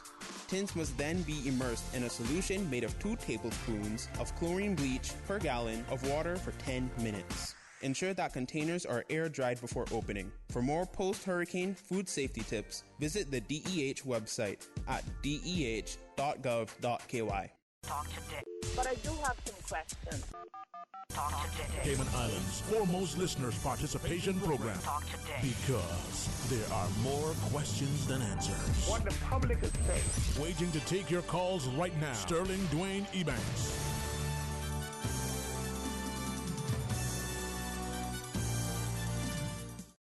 Hey, good afternoon and welcome back to Talk Today. In the studio, as we have the distinct privilege and pleasure to speak about the first election 60 years ago. And I'm going to share something that I was just recollecting. 1957, the petition was presented. Seeing the politicians of the day had it in their midst for a good while before it even got presented, so that 2 years had elapsed. But in the studio, Miss Francine Jackson, Miss Ivor Johnson, Miss Barbara Connolly, and Miss Lucille Seymour are our guests. We do have a couple of other callers joining us, so let's share with them. Welcome. Thanks for calling. Hello, good afternoon. Yes, hello. Hi, sir. How are you today? Well, all right, I think this is a very important discussion that's going on here, and I would hope that somewhere along the line that these type of programs would somehow get into a text form. Now, I'm not talking about IT text. No, transcribed and the like, huh? Transcribed. And because we still got a lot of people here who, do not subscribe to the IT focus and all this stuff. But there's so much important information that is coming out on these type of programs. Even the one this morning, there was a lot of information that came out that I think if it was in text form, then it would be more available to the community. Now, a question came up, I think it came up 2 or 3 times, where the comparison was made between the 59 election when Ms. Francine, I think, had her candidacy anchored in Bordentown, and the number of ladies that ran for election at that time compared to what ran for election in the past election, 2017, I guess it was. Well, I think it all goes back to education, educating the public, educating the community, because I'm sure that a lot of the things that are coming out in this program that was being talked about back then, if that had been transmitted to the general public of today over the last 60 years, that you would probably see a greater change. And getting back, how many radio stations we got in Cayman? Is that a numerical or a quantitative number? Someone said too many, but I don't. I think somewhere probably between 17 and 19. How many of those stations, even the television, are talking about this important subject today that you all are discussing? How many of them? And I think they all have a mandate to provide local content. Now, that goes back again to, I think, some other aspects that has come up on and maybe Ms. Lucille brought it up. I haven't been listening all the time, but I catch a little bit here and there. Or maybe it was Ms. Francine or somebody brought it up, that, the powers that be that should be looking after these things, making sure that the public is well educated on our culture, our heritage, because moving forward, if you don't know where you come from, you're not going to be able to plot a very safe course of where you've been. So I think that is, some basic information that I think somebody should take it and run with. I don't know who would pick up the part about putting it all in text form, but it is something that I think should be looked into and should be done. And another aspect that came up about the husband's name. Well, I think if you look on that list, maybe in both lists, you will see that there were some ladies who used their real name, and I think that aspect was mentioned in some of the conversation today. And you will see some who didn't use their real or their specific name; they used their husband's name, and I think that again that public falls back on the educational process. And if you look at it, it seems to me that Bordentown, according to what came up today on the program, was very much ahead of the other districts, because if you look at the list, I think you'll see that in many of the other districts, the husband's name was still being used, whereas I think, as Ms. Francine said, in Bordentown, they were told to use their own name. So it looks like, the ladies' movement really kind of got coagulated down there. But I think there's just a few things that, and these type of programs are, they're very important to the community. And I think as far as our cultural policy, whatever it is going forward, there's got to be a lot more attention paid to the general educating of public on our history or culture and whatever else we have. During the Cayman, we're in the celebratory Cayman period, so here's the time to do it. Yes, sir. You ladies, great job learning a lot today. A lot of us should be. Thanks. Thank you, sir. Thank you, Mr. Loxley. Yeah. in looking at what Mr. Loxley shared, I certainly invite you to call, but the election was 60 years ago today. It was in September. I had a couple of people ask questions, but maybe we'll get to that later. But of the electoral districts as we know them, West Bay, Georgetown, East End, Sister Helens and the like, 4, Bordentown, West Bay and Georgetown were the only districts with people. The other districts with women contesting the seats. The other districts didn't have it. Now, though, I think we've seen almost every district, even the last election with the 19 constituencies, we've seen women contesting seats. So, not a great numbers, but still. And you're right, according to what Miss Barbara read here, with the 11 women, each district is represented. They have elected a woman, including the Sister Islands. But each district, some have elected 3, some have elected like West Bay and Georgetown. I would suppose that's because the numbers are, But perhaps to the exception of East End. East End, yes. And East End, yeah. That's true. Yeah. Yes, correct. But again, in a relatively small population in terms of the numbers. But a point I would like to make, and it would be remiss of me if I didn't make and honor the Honourable Edna Moy, who is now deceased, and how she struggled in 1995. One of the things she did, she brought a motion in the House to set up Women Affairs Office. And why I know about that, because I was the permanent secretary. And then to show you where she thought and how her thought process was so expansive, they set up with the Honourable Makiba Bush at the time. I think he was the leader of the House, leader of government business. Something like that. They set up a ministry of Women Affairs. Now, I'm not here to degrade anyone, but I want to make the process why perhaps women are not moving as fast. She had the intention that when you set up this ministry would deal with with everything about women. But we have in turn changed. There's no mention of women affairs anywhere in our it's gender affairs. But yet we have England, United Kingdom, who also has gender affairs but also has women affairs. So I believe that too might have contributed as to why a lot of women are not moving forward into politics. Because if that ministry had been retained, I believe today we would have seen a bigger thrust on developing women, and not developing their intelligence, but developing them that they can have the confidence and to take these positions. Because I can tell you, as a person who ran, you got to have the heart of a lion and the back of a rhinoceros in order to stay.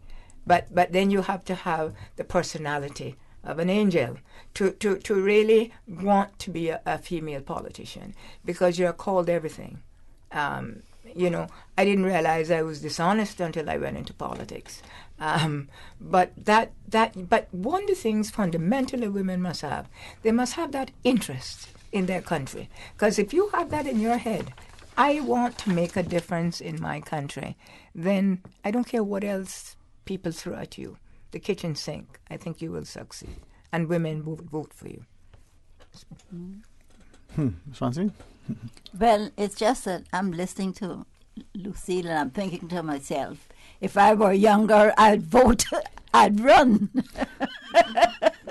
Well, that sounds like we have the election now. What was the name of the guy in the U.S. that was 100 and something in the Senate? Remember? Yeah. Remember? Was it Thurman or Thor? Yeah. All right. Well, with that, quickly break again, and then some callers, and then more continued discussion. Please stay tuned. A caring and community spirit, cherished family and cultural values. These are some of the things that still embodies the Caymanian way of life in the Eastern Districts today. Savannah Pharmacy, your neighborhood pharmacy, located in Countryside Shopping Village, is delighted to offer products and services of real value. Whether it's catering to your family's medical needs or carrying apparel, gifts, and beauty products, Savannah Pharmacy provides you with more than just prescriptions. Remember, they're always just around the corner with everything your family needs, and convenient opening hours, including Sundays and holidays. Savannah Pharmacy. For more information, call 946-3336. Sometimes things just don't go as planned. That's why you need Contractors All Risk Insurance from Fidelity Insurance Brokers. Ensure you're covered in the event of property damage and third-party injury or damage claims during your construction projects. And with Fidelity Insurance Brokers, you can be sure you are getting competitive pricing and superior customer service. Call us today for a free quote. Fidelity, we're good for you. I've got some beautiful clothes. I know just where they go.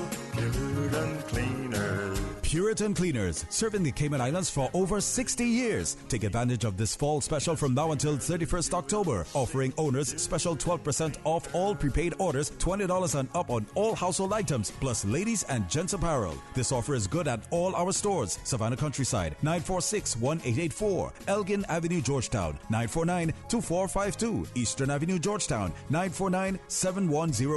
Drive-through, rain or shine. Puritan Cleaners. You feel good when you look good. Attention all gamers. Get ready for the return of the Caribbean's #1 esports event and gaming convention this September 28th and 29th. That's right. Gamers Bay 4. Now a 2-day event going down September 28th and 29th right here in the Cayman Islands. If you think you have what it takes, you can compete for over $15,000 in cash and prizes. Compete head-to-head in Fortnite, Apex Legends, FIFA 19, Here we go, the best players of the world, and Super Smash Bros.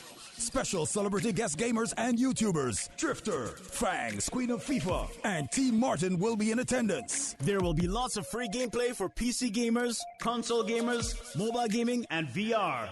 For more information and to register yourself or a team, visit gamersbaycayman.com. Proudly sponsored by NetGeeks Media, Mountain Dew, C3 Pure Fiber, Papa John's, Department of Tourism, Ministry of Education, Kimpton Seafire Hotel, Dolphin Discovery, Cayman Turtle Setting, Hurley's Media, Suzuki, Margaritaville Beach Resort, and Radio Cayman.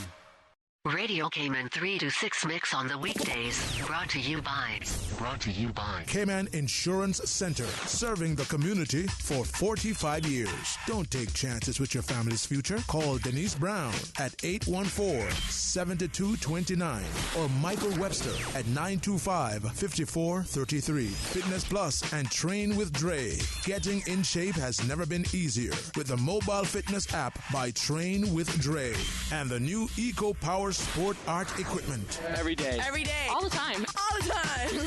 Visit fitnessplus.com for more information. Also brought to you by Merengue Town. It's time to feel the rhythm. Time to feel the vibes. It's time for Merengue Town. Talk today. But I do have some questions. Talk today. Cayman Islands' foremost listeners participation program. Talk today. Because there are more questions than answers. What the public is saying. Waiting to take your calls right now. Sterling Dwayne Ebanks.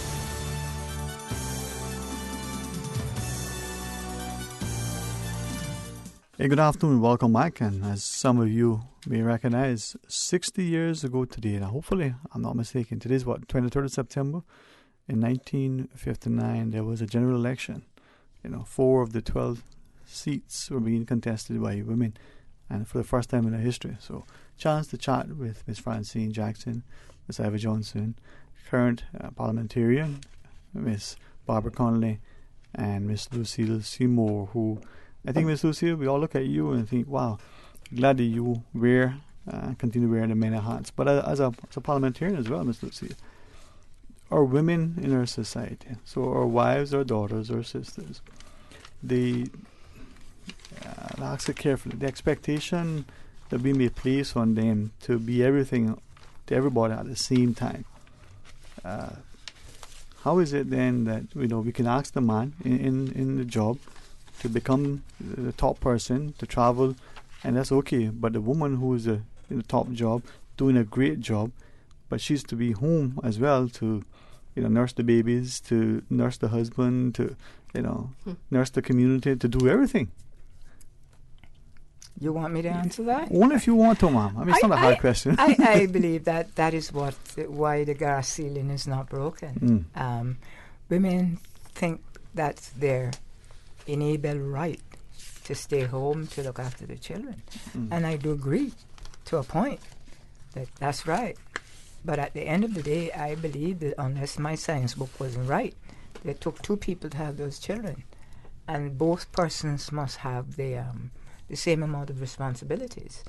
What we are saying to women is that, look, education is not important to you, Don't bother get a lot of it, because your primary responsibility must be in the home. And I don't subscribe to that. I subscribe to equal opportunity for everybody, for women and men, to walk side by side. And I noticed you quoted today is that something about a man, something about a woman behind him or something. Yeah. But I heard the other opposite of that. I heard that something about a woman.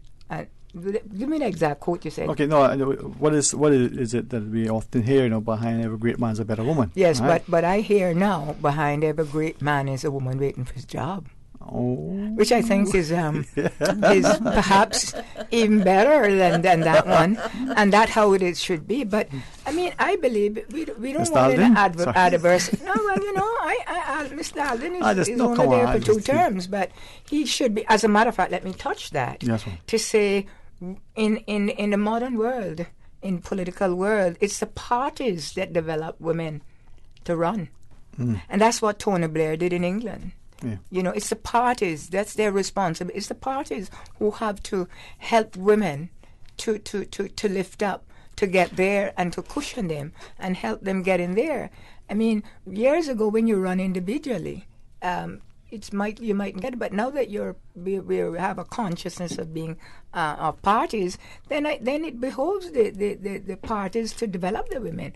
At least, Miss Barbara is said here that she comes from the progressive, and being the party is not such a bad word after all, but it should rethink itself and try to get more women in. We're not saying here, I don't think people are saying here that you need all women. I don't think, I like balance of things. They are proportion or balance, and you have to help women because I think they're very tender despite the fact that they're strong. And so when you throw a very negative lie on somebody and you cut their character, it not everybody can stand up to that. You have to be very good at standing, and that's what they do in politics. They feed information on you. They try to create a character, some character assassination, that you're this or you're that or whatever. But I'm going to say this here, that we don't do that to the men who perhaps are in power. And I'm just making a point that they may have issues, but yet we don't jug at them like we jug at the women and say, well, she's this and she's that. And women are the ones who carry that torch against their own women. And I'm saying here today, if we want more women in the house, if we want the brave Miss Francines and the brave Miss Barbara, then we have to support them. And if we know that they're weak on something, it must be our responsibility to help move them along. Right. Oh, do Miss Barbara? I totally concur with Miss Lucille. As a woman parliamentarian, I have had instances in terms of, like Miss Teresa spoke of, the envy, the jealousy, my fellow women not supporting me. I mean, that's something that I've had to grapple with throughout so far for the last 2 years. And sometimes I find that the men are more supportive of me than my own fellow women. And that's sad.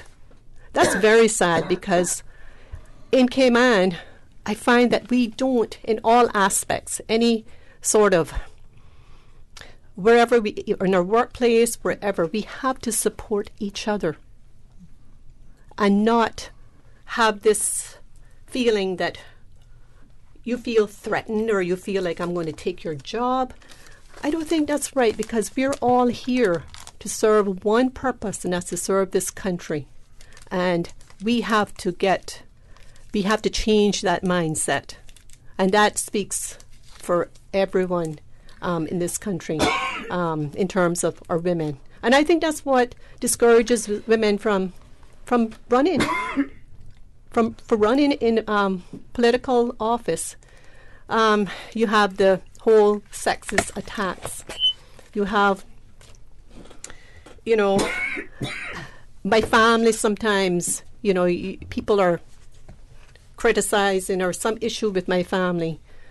It's really difficult to be a public figure. And I think in Cayman we really, really need to be more supportive of our people. If I may ask them, when we look at that scenario and the expectation, maybe it is in other parts of the world, but just look at Cayman, that the woman who is also the mother, but who's also the executive, whether it's the politician, whether it's in the business, she's expected to serve many hats, many roles at the same time. She needs to be out doing a job, whether it's the politician, and then be at home cooking, cleaning, ironing, washing, all these other things. But I understand from some men as well who take on that role that some women, not just men, but some women will look at them and make less than complimentary sentiments about the man taking on that role, as opposed to saying, well, he's a father, so therefore he is doing the school run, or he's helping with homework, or he is, cooking, he is helping out. Is it then that our society hasn't matured to the point that we're looking for the best people to serve the role? Ms. Lucille shared, if there is a mother and a father, it took two of them to be able to produce a child, so they need to share responsibility for the rearing of the child. You get home early, you put the food on to cook, or it doesn't matter which one now. How do we get there? Is that just because I'm being idealistic? I mean, is that possible? Well, I can speak for myself. When my kids were young, it's just no way that I would have been able to run for politics, because I shouldn't say this, but perhaps I should. I felt like I was the woman and the mother and the father, because the kids came home from school. I helped them with homework. I prepared the meal for them. I had to do the Saturday sports with them. I did all of that with my kids, right? It's just no way that I would have been able to run for public office at that stage in my life. Now my kids are 33 and 29. I have 2 grandkids, 2 wonderful, beautiful girls, and I love them dearly, but it's no way that I would have been able to hold this position back when I was raising my children. I have so much more time now. I don't have a husband anymore, so at least I don't have to go home and cater to someone and cook and clean and all that stuff. I have to smile sometimes, because when on my way home at 8 o'clock some nights, I have to call my sister and I say, "What did you cook tonight?" Because I'm starving, because I have nothing in my house, my fridge, because my life, sometimes I can have 5 different events that I am being asked to attend over the weekend. I have no time for Barbara. My time is spent with my people, I would say 24/7. I mean, whatever their issues are, I'm down into Georgetown South, on the road, visiting them, the elderly. I'm also a counselor for education, so I do what I can for the schools, for the children, for the students, so it's really, it's very time consuming, and you really have to be someone that is willing and able to just give up all your personal time and serve the people of this country. Could I ask then, in trying to answer that question, why aren't more women? Maybe come back to that. The expectations then of the electorate on the sort of elected. And I'll ask that again, but we go to our news, take our calls and come back, and then how the society plays out, that is the wife, the mother, so therefore, the time.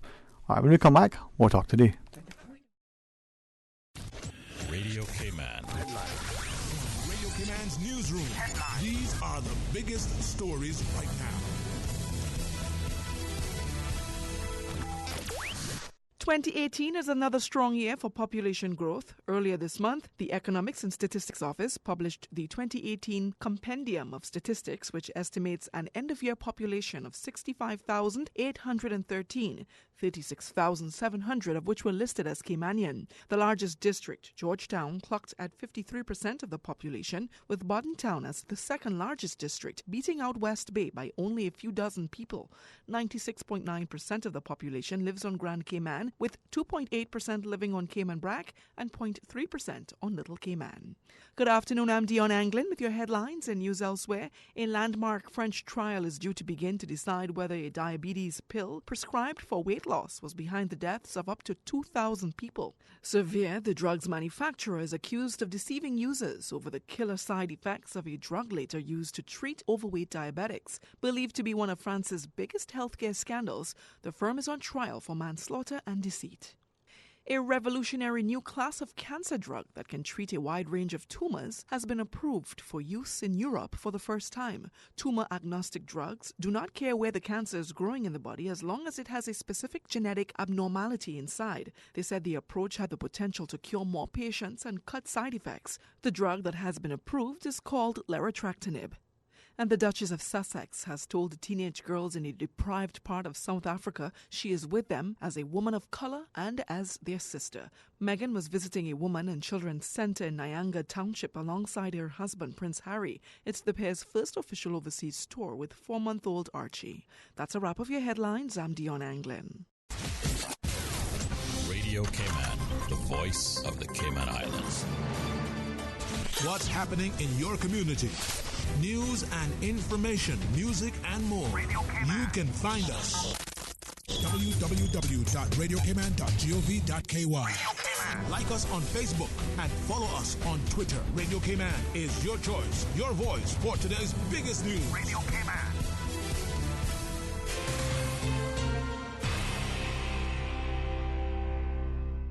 Talk today. But I do have some questions. Talk today. Cayman Islands' foremost listeners participation program. Talk today. Because there are more questions than answers. What the public is saying. Waiting to take your calls right now. Sterling Dwayne Ebanks.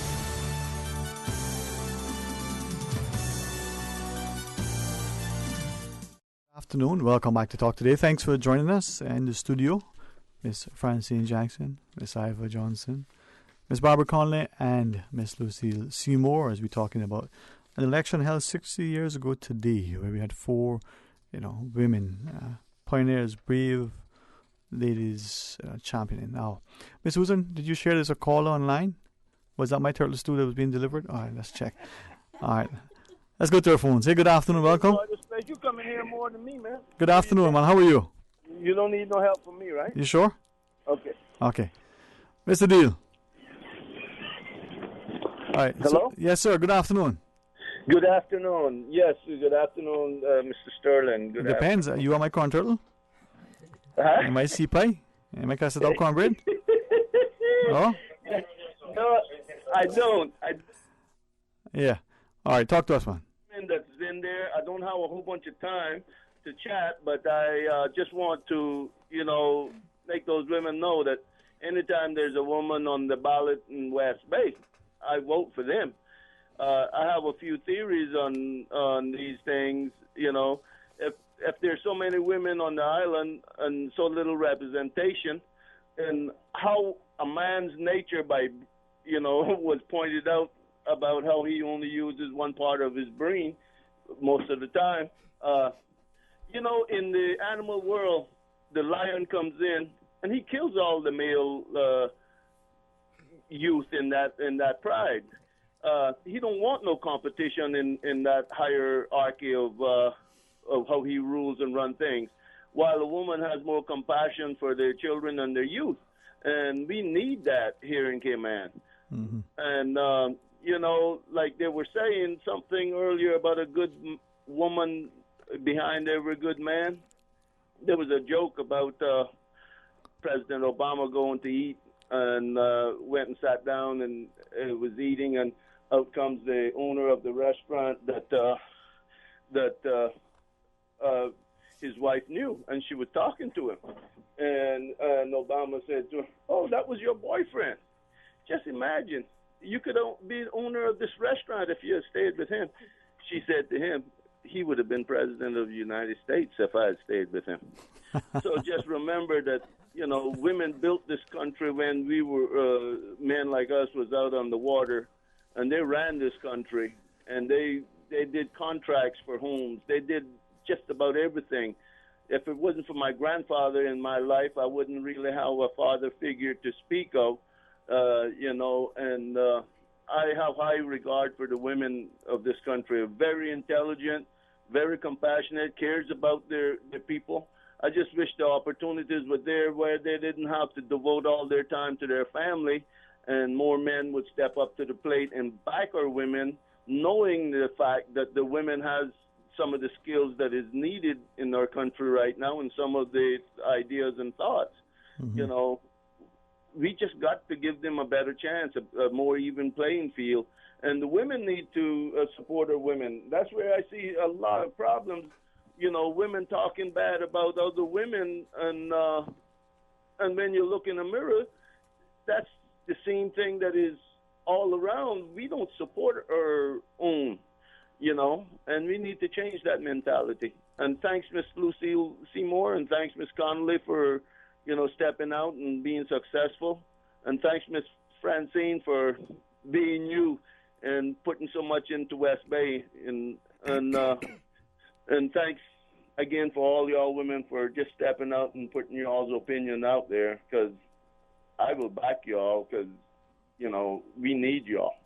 So what you're telling me now is that I got to... Thanks very much.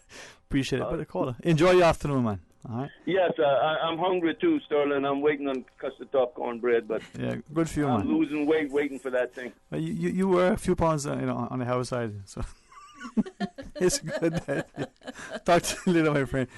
But the thing that the caller mentioned, and I go back to the recollection, the petition was presented in 1957, and it took almost 2 years. I mean, our history, our record indicate that the Vestra men, the Justice of the Peace, sat on it to a great extent.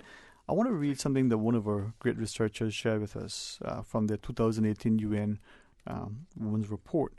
We're talking about the perception of women and in Caribbean societies, right? And it's just a brief thing. It says that the Caribbean society perceives social and economic development areas as a natural fit for women leadership.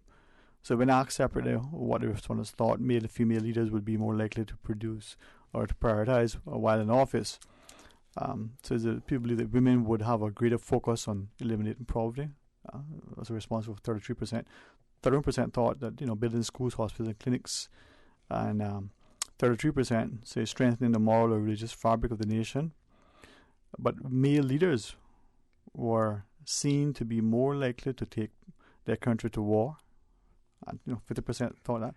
45% thought they would build roads. 42% thought they would be building sporting and recreational facilities. 23% said that men would be engaged in steal and engaged in corruption. Now, this wasn't talking about the Cayman, this was Caribbean, okay, so for you guys who are listening. But that's the perception that we have of women and of men. And I thought, here's a statistical report from 2018. Interesting, the perception, and yet the reality is what we do when we go through our polls. The phones, Miss Susan, as a living one in charge. Let's take this call. Good afternoon, welcome. You're on Talk Today. Yes, Dwayne, good afternoon to you, and good afternoon to your guests. Good afternoon. Good afternoon. A very important topic. We think women need to get more praises than they really give them, because they work twice as hard, because most of the men say that women do the work behind the scene. The ones that the men get the credit, it's the women that are pushing the men to get where they are. Mm-hmm. Well, say a man works from sun to sun, but a woman's work is never done. Exactly. So true. You're so true. But it's true what the callers are saying. I mean, women need to be more recognized in society and everything. For instance, we want to give kudos and praises to the 3 West Bay women that decided to challenge the West Bay Road. They're still fighting it. There were not one man was there to help with them to go through it, and they did what they did so far. And again, it doesn't take a nation to do what God do. You just have to stand up and be resistant with it, because right now, a different subject. I mean, we're part of the subject. We got the same-sex case now that are in our tribunal. Though we're waiting on a hearing of that. When the report came out from the court's office that the Chief Justice had made such a ruling, it was a very stir up in the country. And there were 7 women, including myself, came out there, and we decided that we weren't going to stand for that, and we put together a petition, we put together a rally against it, because it's not what our values were for. And it was only 7 of us, and thank God we had a very good turnout, and we want to thank all those women and men that came out to help support us, because, as I said, without women, men wouldn't be put them up nowhere, because they need the support, financial, physical, and spiritual, all around. So we need the women to also be able to be put in authority to be able to represent us. We expect them to represent us now, because most of them are mothers and they're someone else's child. So they know the hurt that we're going through it, especially when it comes to employment and everything. I mean, we had put people there that we thought that would represent us, and in my opinion, didn't do as good representation as we thought that they would do for us in power in such a position. But we leave that all behind, so we hope that going forward that we'll get things better. And we need more women to step up to the plate, because like the song says, the 21st century women can run this country. Because it looks like it needs women to control what's going on, because the men not doing a very good job. Thank you very much. All right, thanks for sharing that. Now, is it that the men aren't stepping up, or is it that they're a little bit too easily influenced? I believe in balance, and I think that in the 21st century that we are, we need to look at from schools, in terms of this democratic process that we want to have, and this kind of whole balanced place we want to have. I raised a young boy, and he liked to sing, and when they were picking the choir at this particular school, he went to his music teacher, and she said, "Well, you don't want to do that. You want to play football. You don't really want to sing. You prefer to play football." And he was annoyed. He came home, and he had me properly told how they feeling and stuff. But he likes singing. He likes football too. So we very early in our lives put people in holes. This is male and this is male. And this is what happened with the Sex Disqualification Act, in the sense that if you go back and read it, and this is my interpretation, that the word him, he, and him is what is in the law. With the rest for men, he, him. So the women couldn't run because they're not he nor him. You understand what I'm saying? So, but today now, in the 21st century, it's neutral language. Him. I mean, we don't say, if it says him, it means her in many instances, right? Gender neutral. Thank you. It's gender neutral. So we and I am not young as I used to be, but I try hard in my life to have a balance of thought. And I have been many places in my lifetime, and I've seen great women and great men in parliamentary conferences and presenting, and they sound good, and they come from all over the world. We are in a country of only 65,000 people. We have a legislature of 19 persons, and there is no way in this modern 21st century that we should only have 3 women. When we had 4 women 60 years ago trying to get in, and unfortunately but I want to draw women, I hope they're listening, to say that we too need to get involved in our own, what is happening in our country. Life, when you meet each other, life is not about talking just about what I'm going to cook or what I'm going to plant. Life is about how are we living. I mean, what is it? What is the standard of play? And I can tell you, when I meet sometimes in my groups, and there are men and women separate themselves, and I can tell you this: men talk what we call politics, and women talk what we call home chat. Now, that might be fine at home. I believe that we need to step up to the plate and make a contribution to that conversation, whether we're talking about Boris Johnson or we're talking about Trump.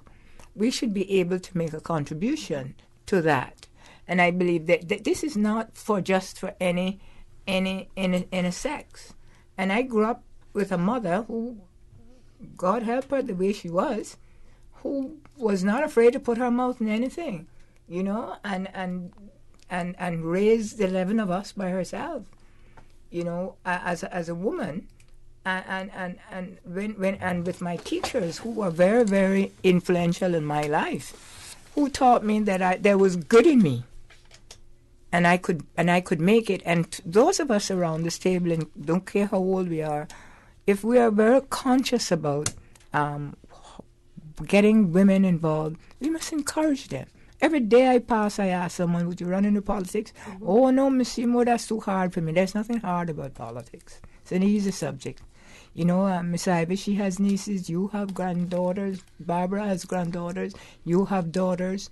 I have a lot of female cousins. We must make a conscious effort that women, we must have the balance in this 19 seats, have the balance in the House. And the people that know me as politicians know how I think, so I'm not making any excuse. And I'm not here to be talking as a feminist. I'm talking as a Caymanian woman who has been there in the politics and knowing how it's important, that I would have liked that I would have had more than just Miss Edna and Miss Julie. Mm-hmm. I would have liked a couple of other people when we in our little group to discuss things. Right. Well, we do have our final break. It's very quick when we come back. So wonderful time flies when you're having fun. Stay tuned for Talk Today.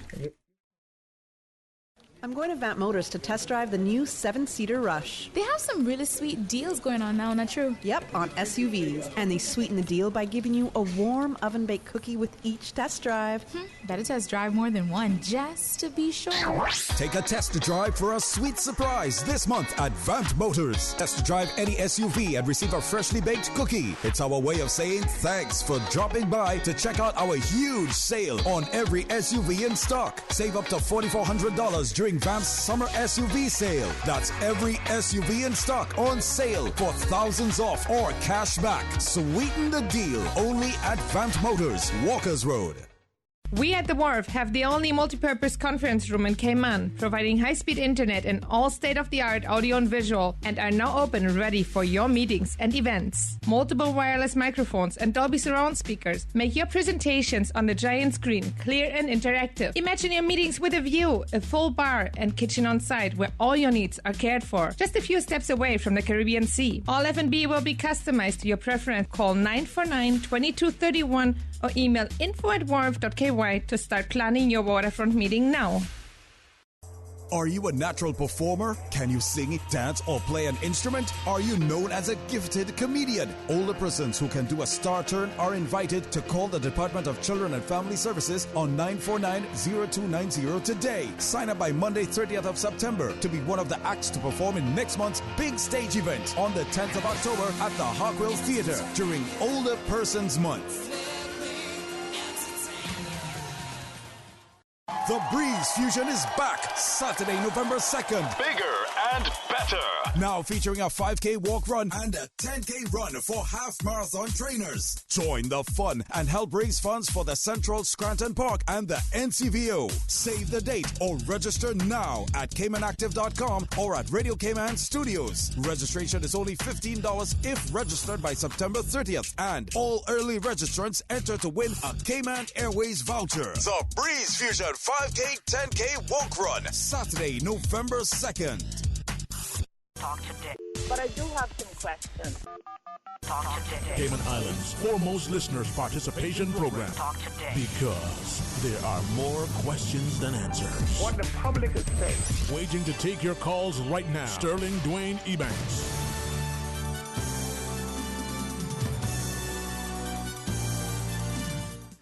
Hey, good afternoon and welcome back to Talk Today. Thanks for joining us in the studio, Miss Francine Jackson, Miss Ivor Johnson, Miss Barbara Connolly, one of our 3 currently sitting members of our Legislative Assembly, and Miss Lucille Seymour.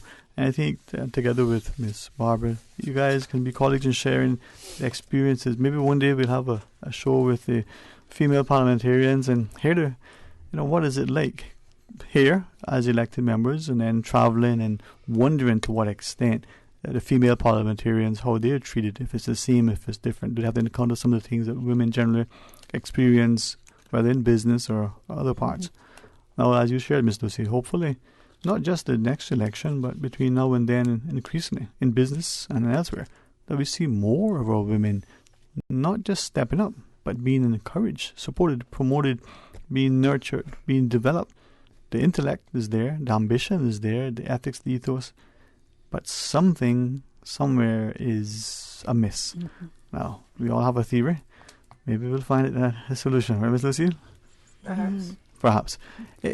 Sorry, Miss. No, that's okay. Mm-hmm. If I may, and I certainly want to be mindful that Miss Susan's in charge, and 2:30 is not that many moments away, but in the future, as part of encouraging our women, and our young women in particular, but if I could, in the closing moments, maybe first, Ms. Ivor, from your perspective, what do you say to women today? Not just that young adolescent woman who may still be in high school or who's starting university or who is working, who may be a mother, who may right now not thinking of anything other than her career. What do you say to her to encourage her to hold her head high, to carry herself with the greatest of respect, and what do you say? Do what you can to be a good representative of your country, and you need to really understand what is happening around you and what has happened in the past. Be sure that you recognize those people who came before you and laid the foundation for you to be where you are now. And just look ahead, hold your head up high, look ahead, do your best to understand what's happening around you, and then believe that God is there. Amen. Helping you every step of the way. And if you don't believe in God, you don't believe in anything. With that, Miss Francine, for the person, the woman and the young person, those 2 categories, what do you say to encourage them to take up the mantle, become more actively engaged in politics? If in fact you would say anything to them, what would you say? Well, just that. Take an interest in what's happening. Don't get yourself lost in just the daily activities. Read a lot. Listen to the radio. Listen to TV.